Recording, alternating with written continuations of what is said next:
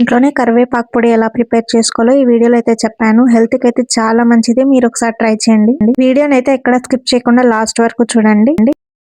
First వచ్చేసి ఒక కడాయి తీసుకొని అందులోకి ఆయిల్ వేసుకోవాలి. ఇప్పుడు అందులోకి శనగపప్పు, అలాగే ఉద్దిబేర్లు, పల్లీలు కూడా వేసుకోవాలి. అవన్నీ బాగా ఒక 5 నిమిషాల పాటు వేయించుకోండి.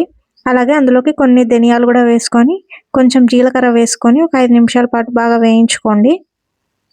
ఇంకా మన ఛానల్‌ని ఎవరైతే ఫస్ట్ టైం చూస్తున్నారో సబ్స్క్రైబ్ చేసుకోండి. ఇప్పుడు అలాగే అందులోకి ఎండుమిరపకాయలు వేసుకోండి కారంకి తగినంత. ఎండుమిరపకాయలు కొంచెం వేగిన తర్వాత ఇప్పుడు లాస్ట్‌లో కొంచెం కరివేపాకు వేసుకొని ఒక 5-10 నిమిషాల పాటు బాగా వేయించుకోండి.